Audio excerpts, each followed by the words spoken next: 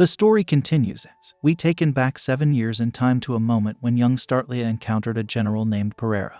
It was a dark night, and Startlia was alone near the military headquarters. Intrigued, Perero approached her, wondering why she was there at such a late hour. He seemed uneasy but inquired about how he could assist her. In response, Startlia flashed a smile and cryptically mentioned that she was going to purge him. Suddenly, she drew a sword and swiftly stabbed the general, resulting in his demise. This shocking incident led people to believe that Startlia was mentally unstable, a notion reinforced by her unexpected act. However, upon closer inspection and thorough investigation, it became apparent that General Perero had been involved in a conspiracy to overthrow the government, orchestrating a coup d'etat with the assistance of the neighboring country, Garnas. Curiosity lingered, and many questioned Startlia about how she had prior knowledge of the general's sinister plans. In response, she calmly asserted that she knew who needed to be eliminated for the greater good. Crimson explains that some people are born with great magical power, or non-human characteristics. One group of such individuals is called thaumaturges. For Crimson, his dragon eyes could be useful in the current situation. However, he remembers that Princess Starlia tends to kill those who cause her distrust just by looking at them. Despite the risk, Crimson decides to expose his dragon eyes and confront her directly. He introduces himself as Chris Weiss, a thaumaturge, but he usually hides his real identity and pretends to work as an apothecary in the capital. Isaac, upon hearing this, asks about the situation in the capital. Crimson, maintaining his aura, explains that the capital used to be peaceful, but it became a target for dragons, leading to the accommodation of refugees. Crimson reports that recently there have been multiple explosions in the capital, and Isaac questions the extent of the damage. Crimson admits he doesn't know the details because he used teleportation magic to escape the chaos with his servant. Crimson feels that not revealing his responsibility for the explosions is crucial. He explains that he ended up in his magic circle without realizing it. Isaac then asks if the capital fell into the hands of dragons, and Few wonders where Crimson would have studied magic. Crimson states that studying such high-level magic alone is impossible, especially for powerful military-grade spells like teleportation. Few asks if Crimson is a Solarian defector, and Crimson refocuses on keeping up the performance. He denies being a Solarian defector, and Few believes his acting, mentioning the ruthlessness against deserters. Crimson reflects on inventing this story and explains that the Solari religion is powerful, and their magical techniques surpass those of ordinary humans. He suggests becoming an auxiliary advisor to the princess's plans, as it would benefit them to have a Solarian on their side. The Starlia princess acknowledges Crimson's skill in lie and claims to perceive the truth through aura fluctuation.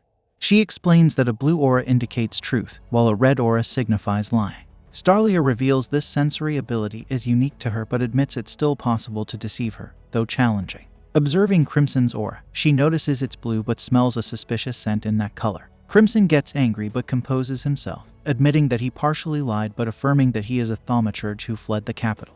Then the princess presents Crimson with a sword she made and asks him to hold it. Crimson questions why, and she responds that it's because he is a top-notch liar. She explains that she gives weapons to those she favors, and Crimson is one of them. As Crimson holds the weapon, the princess's expression changes. She asks for her sword back and explains to Crimson that she wasn't born with arms, so she couldn't hold the sword. Instead, she uses silver implements, and these swords are like her own body parts. With them, she can see past emotions and perceive the true nature of things. The princess then provides an example through Isaac, describing him as old-fashioned, too serious, and avoiding enjoyable activities. Isaac asks for clarification, and she explains that there is no difference between his appearance and his true nature. The four eyes get angry and ask her to be more serious. Starlia then gives another example, introducing an old man as Swordmaster Garm. She describes him as someone whose body and sword are in harmony. She expresses joy at the idea of becoming one with a sword, as it requires going through an insane amount of hardship,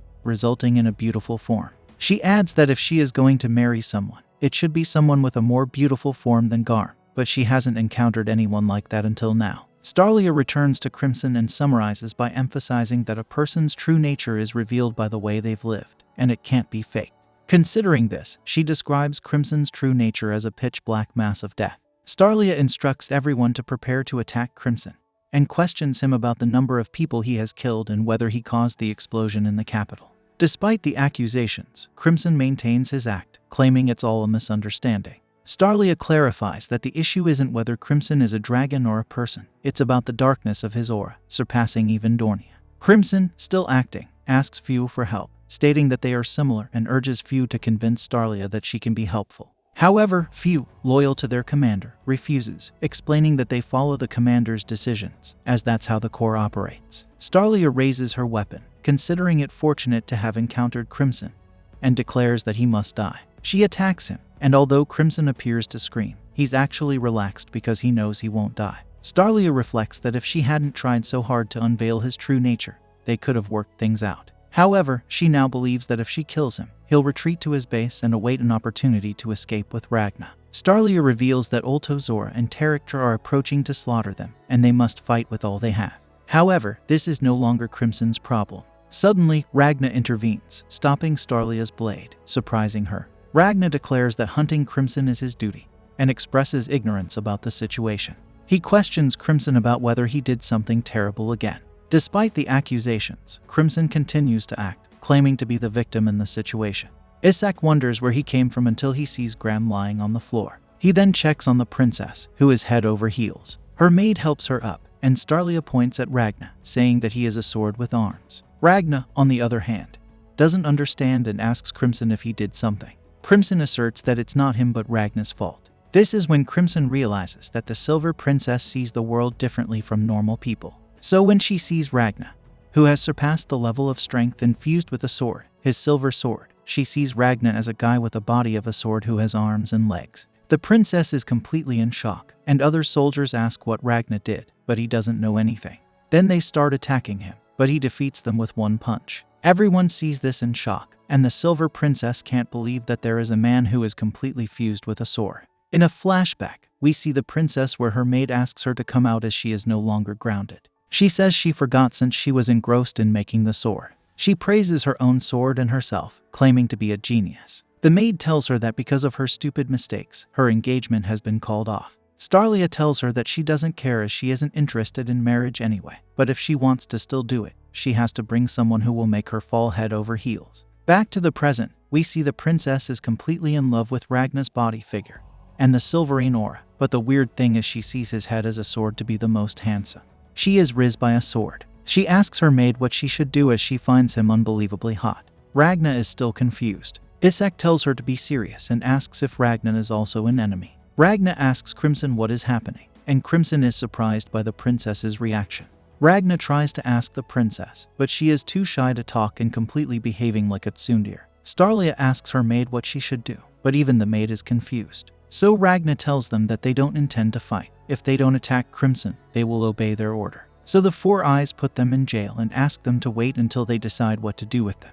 Ragna then tells Crimson that they need to talk, and Crimson agrees. The scene changes, and we see Ragna under Crimson's foot. Ragna asks why Crimson tried to run, but Crimson asks why he tried to interfere in his plan. Ragna tells him that he doesn't want to run because the more time they take to kill Ultimacia, the more people she will kill. But Crimson tells him that, in the end, he lost, and he had to come and take him out. But he resisted and broke her vital creation, the globe of the chamber. Crimson tells Ragna that both Chimera and Golem are missing. He asks him how he is going to compensate for his losses. Ragna tells him that he will hunt Ultimacia. This irritates Crimson, so he stomps on him. Ragna tells Crimson that it hurts, but Crimson tells him that he is just adjusting his stupid behavior. Crimson then tells Ragna that he really overdid it in the battle earlier. Ragna, misunderstanding, thinks he is being praised and suggests that when he recovers, they should go to the capital right away. Crimson gets angry because Ragna can't understand a single thing that Crimson wants to tell him. Ragna then asks if the slime is dead. Crimson says that he forgot about him. He then takes a small part of it that is sticking to Ragna and uses some of her hair to revive him. And just 3 minutes later, Slime Sensei is back but in mini form. This again tells Ragna it's all his fault. Ragna apologizes, and Slime asks where they are. Crimson explains that they are at the military training ground of Northern Lees. He explains that it's an ancient facility that was restored. Crimson reveals that the people in the base are in real danger. The scene then changes to people in the base asking the soldier about the time they will need to stay there, as it has already been days. The people are protesting and demand to see the Silver Princess, but they are not allowed entry beyond this point. Isaac says that the situation is getting worse. He says that he understands their rage as they are not given any reason and are forced to stay underground. Few tells him that this is exactly what happens when they take 15 people without any plan. Isaac argues that if they had not taken them in, they would have gone to the capital, so how can they abandon these people knowing that they are going to fall into a death trap? But Few knows that they are just saving these humans to motivate the soldiers. Few asks if they are done here because, unlike Isaac, they have to do all the dirty work without much benefit. Isaac changes the topic and tells Zuo to keep Ragna and Crimson's presence secret. He explains that the morale of the knights will fall if they know that two such powerful people are living among them. Suddenly, Christopher and Shin rush to them and ask if Graham really got defeated. Isaac asks how they know about it, and Christopher tells them that Graham himself told them. He explains that they came back from scouting and found him sobbing in the corridor. Isaac says that it's understandable since he is the strongest swordsman in the country and the nearby countries. He defeated a lot of dragons and even gave the final blow to Dornia. Yet, he was defeated by a punk who is not even half his age. Meanwhile, the old man is crying and is in his own world thinking about the princess who is like his daughter and getting married. Shin asks Isaac to let him fight Ragna, but he denies and asks them to report the situation with the dragon. But they tell him to shut up as they are dragon hunters, not his knights. Two girls named Gree and Hesla come in and ask Isaac if Starlia has fallen in love with the intruder at first sight. The two girls tell that everyone is gossiping about it and start asking a bunch of questions to Isaac. The scene changes, and we see the princess completely immersed in her thoughts with Ragna's sword Riz. But she suddenly gets slapped by her maid. She asks what she is doing. The maid explains that usually she would have dodged that slap, but ever since she has fallen for that man, she is absent-minded. Hearing this, she shows her tsundere form once again, but the maid doesn't show any mercy and punches her. She asks her to accept that she is in love. The Silver Princess accepts it but not without ranting about Ragna's Riz. The maid tells her that as her tutor, she is happy for her, even if she has just fallen for his looks. The maid then tells her that the Argentum Corps is a mighty corps with maximum people in the top 100, but they are nothing without her. Her strength and her charisma as a leader are what bring many people under her command. There are many people who support her, but no one can replace her. The maid tells Starlia that being in love is good, but she shouldn't forget her duty as she is the hope of everyone here. Starlia shoots back at the maid, saying that she is putting so much weight on her shoulders. What would happen if she gets crushed under it? The maid says that there are some people who shine most when they are underweight. The princess then gets excited, saying that she must be one of such people. The scene changes to the capital, where Nebulum is sitting with a sad look. We then see Ultimacia, who is talking to a child. Apparently, that child is the dragon god. She apologizes because, despite giving her all the power, she was still defeated by an enemy. But she tells the child not to fret as she will kill him. But suddenly, the child comes to Ultimacia and asks her why didn't she save her and cries, saying it hurt. Ultimacia gets scared, and suddenly, she wakes up and tries to use her power, but she can't use it. This brings an end to our episode.